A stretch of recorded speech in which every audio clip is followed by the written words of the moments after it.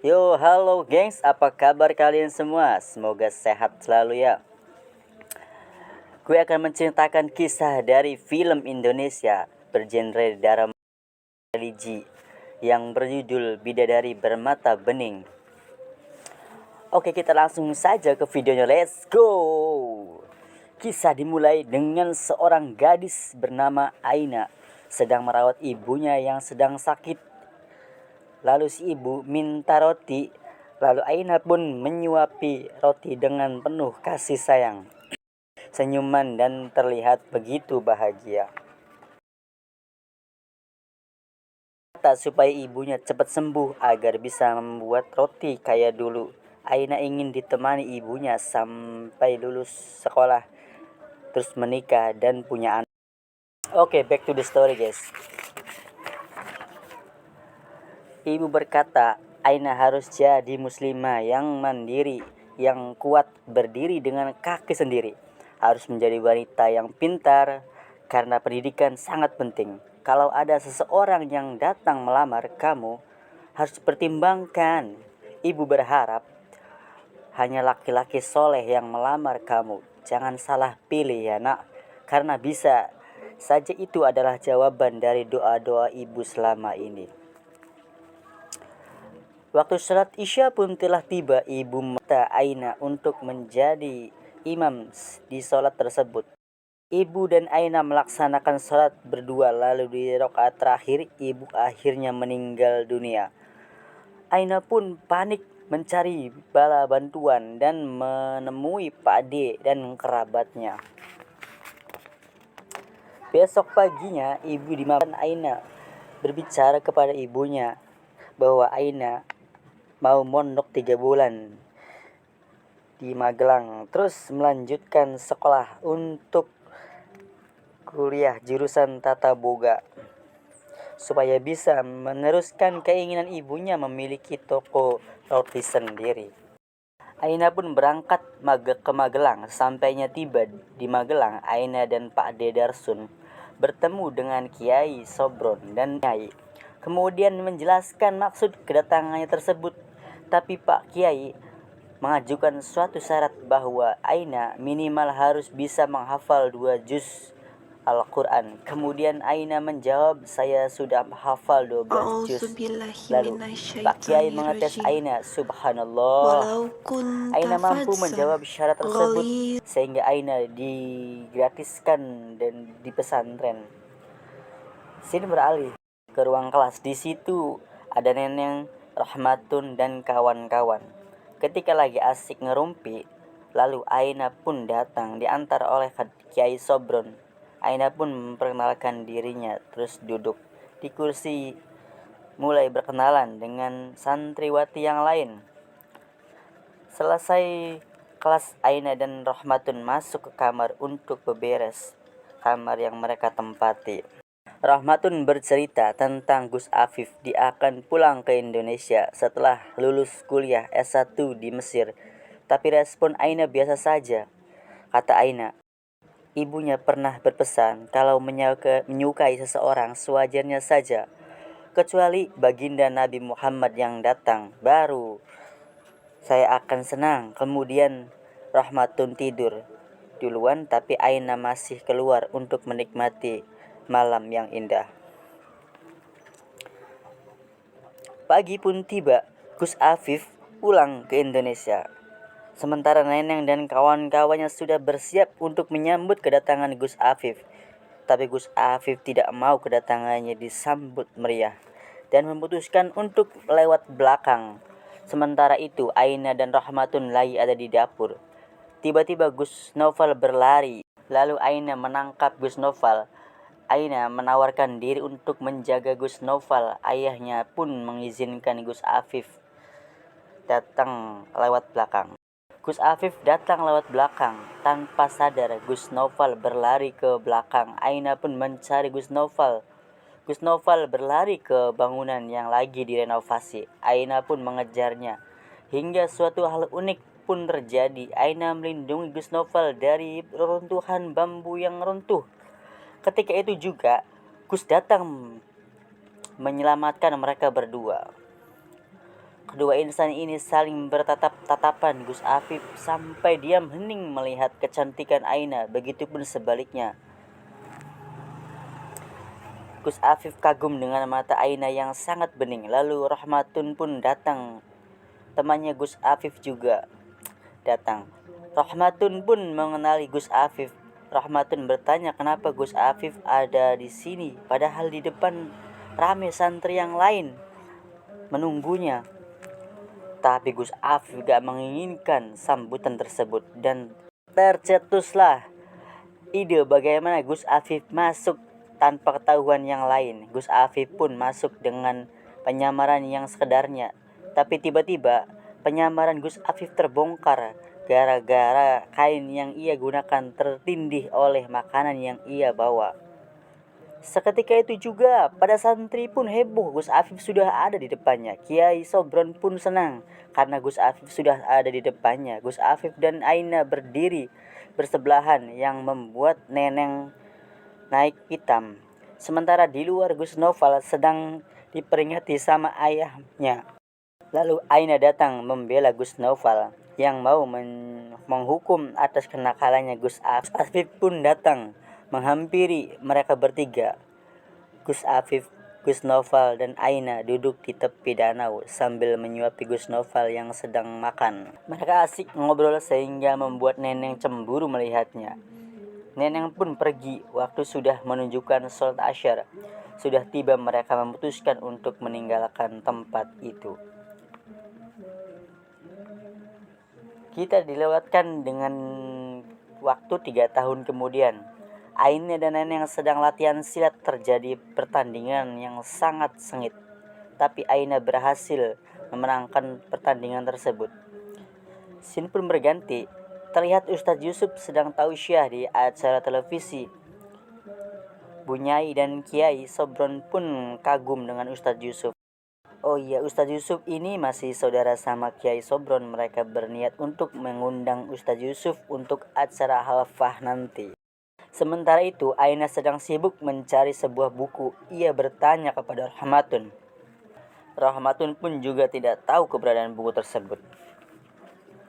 Lalu Gus Afif sedang berjalan. Tanpa sengaja ia melihat sebuah buku tergeletak. Ia pun mengambilnya. Aina dan Rahmatun masih mencari buku itu. Kemudian datang Gus Afif dan berkata, apakah kalian mencari ini? Aina pun tersenyum karena bukunya sudah ditemukan. Buku ini adalah hadiah dari almarhum ibu. Buku itu menceritakan tentang Rama dan Sinta. Gus Afif pun ingin meminjam buku tersebut. Aina pun dengan senang hati meminjamkannya. Rahmatun ngomel, tadi aja dicari setengah mati, giliran ketemu dipinjam sama orang lain. Mereka berdua memutuskan untuk pulang. Tibalah Ustadz Yusuf untuk menghadiri haflah di pesantren. Dihadiri oleh semua santri, sedangkan Aina tidak ada di ruangan tersebut. Aina sedang berada di luar. Tiba-tiba ia menemukan jam tangan milik Ustadz Yusuf. Diumumkannya bahwa pemenang santri terbaik adalah Aina Mardea. Semua santri bertepuk tangan. Gus Afif pun merasa senang, tapi berbeda dengan Neneng. Dia tidak terima dikalahkan oleh Aina. Aina pun masuk dengan maksud mengembalikan jam tangan milik Ustadz Yusuf. Gus Afif berdiri menyuruh Aina untuk naik ke panggung untuk menerima penghargaan atas prestasinya. Pembawa acara bilang bawa wakil Aina untuk naik ke atas panggung. Aina pun terdiam dan bingung karena tidak ada kerabat saudaranya. Kemudian ia melihat sosok almarhum ibunya tersenyum melihat Aina. Aina pun bahagia.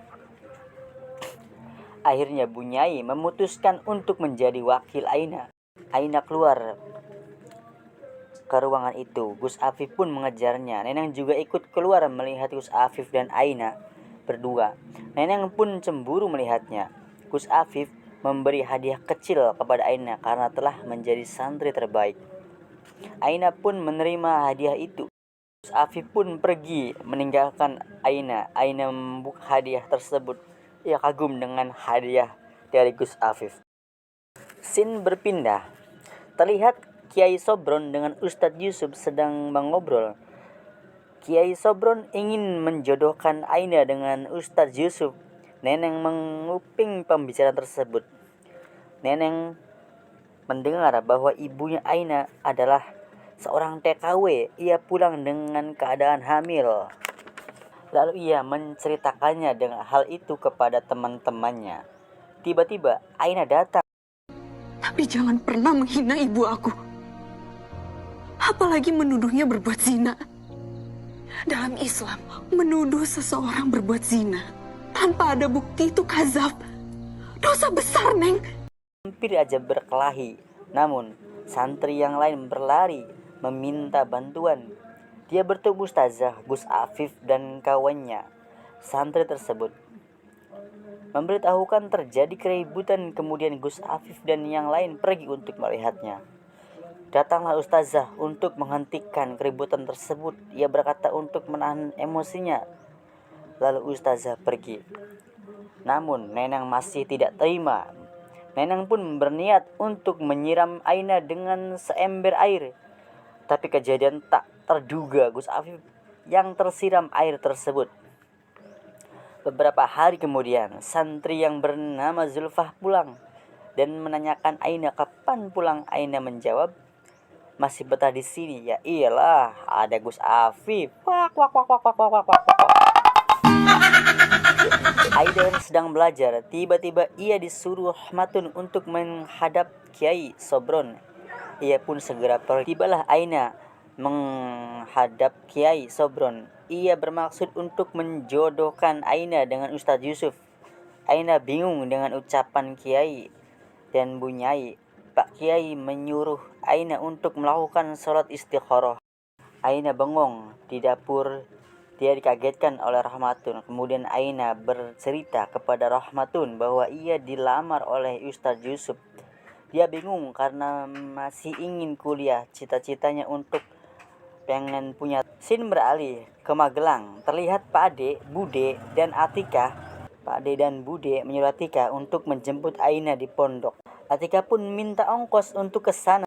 Scene pun berganti. Aina tengah sholat istikharah untuk mendapatkan jawaban atas lamaran Ustadz Yusuf. Besok paginya, Atika sampai ke pesantren. Atika menyampaikan pesan dari Pak Ade agar ia pulang ke Magelang.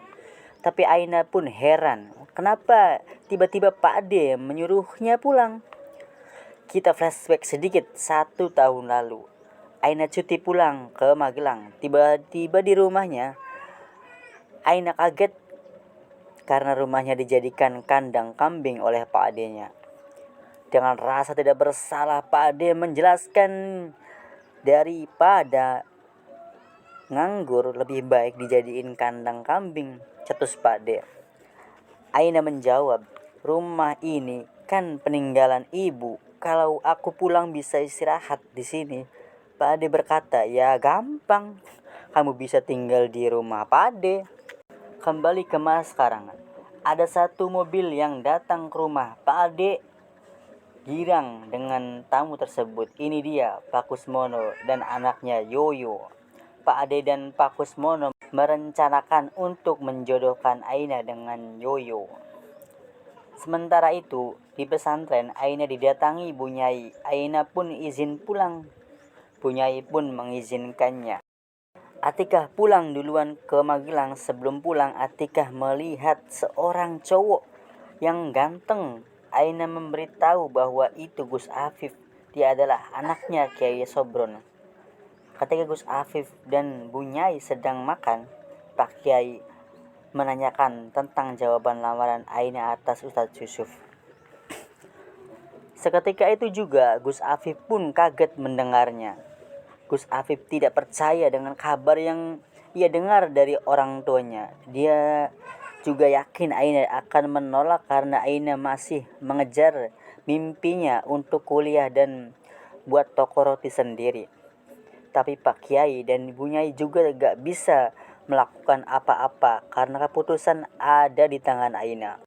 Gus Afif pun pergi dari meja makan. Orang tuanya heran atas sikap anaknya. Orang tuanya curiga, kayaknya Gus Afif mencintai Bunyai, berkata, bukannya aku tidak setuju Gus Afif menikah dengan Aina. Karena masalahnya Gus Afif belum berhasil masalah finansial. Aina lewat dan tidak sengaja mendengar pembicaraan mereka. Sontak Aina menjadi sedih. Kemudian scene berganti lagi, gengs. Pak Kusmono memaksa Yoyo untuk menikahi Aina agar pamornya naik. Nah, jadi Yoyo ini mau jadi calon gubernur, sedangkan kelakuannya hanya mabok, hura-hura dan dengan teman-temannya.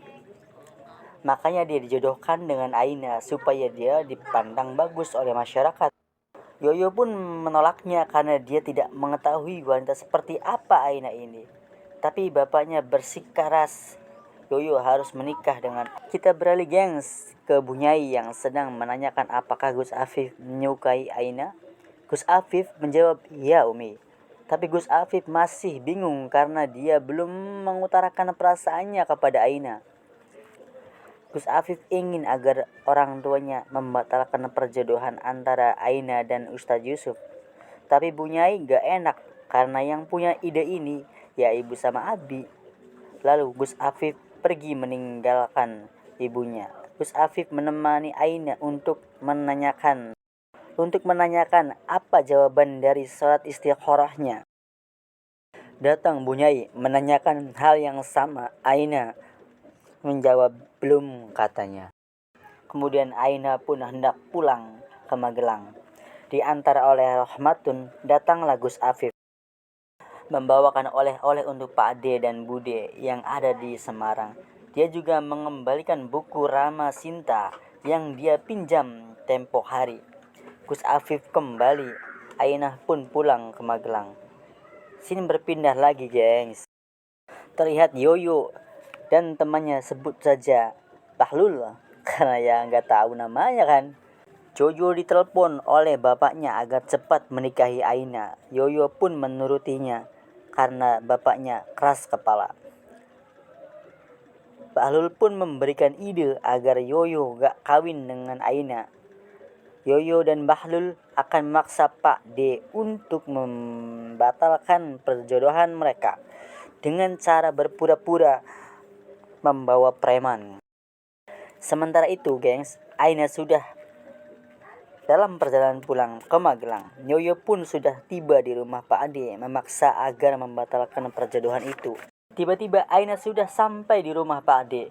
Yoyo pun terperangah oleh kecantikan Aina dan matanya berwarna hijau bening. Yoyo ingin berkenalan, mengajak salaman. Aina menolak bersalaman karena bukan mahramnya.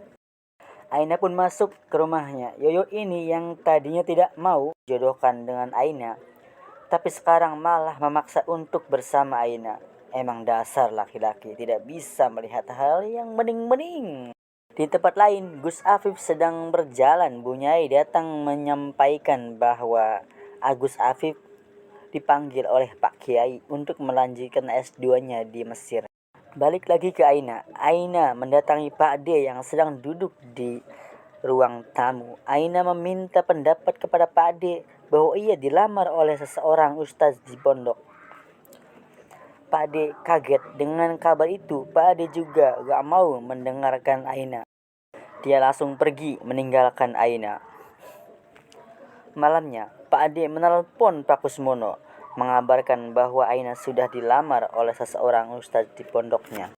Pak Kusmono marah dengan kabar tersebut. Dia memaksa agar Aina mau menikah dengan Yoyo, anaknya. Yoyo juga tidak terima dengan kabar itu.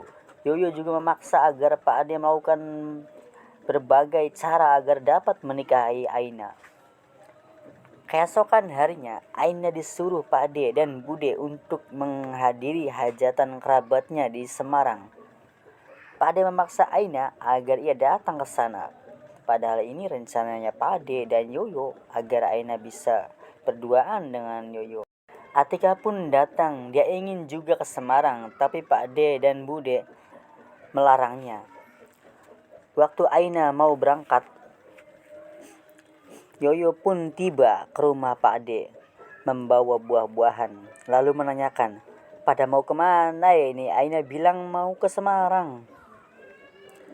Yoyo dengan modusnya pergi ke Semarang juga. Tapi Aina Mau menolak ke karena Semarang, dia Mas. tidak mau berdua yang Tapi bukan aku mahramnya. mampir ke sini dulu mau Atika ngasih. pun diajak supaya mau Aina berangkat sama Yoyo. Arifah, anaknya Pak Ade, tiba-tiba berlari dan ingin ikut. Sesampainya di Semarang, Gus Afif pun ada di sana. Kayak janjian ya. Dan film pun bersambung. Oke guys, segitu dulu alur cerita dari film Bidadari Bermata Bening, menceritakan kisah Aina dan Gus Afif. Yang penasaran akan ada video yang lanjutannya, geng. Kalau kalian suka dengan alur cerita ini, bisa kalian support dengan like and subscribe. Lalu bagikan ke teman-teman kalian.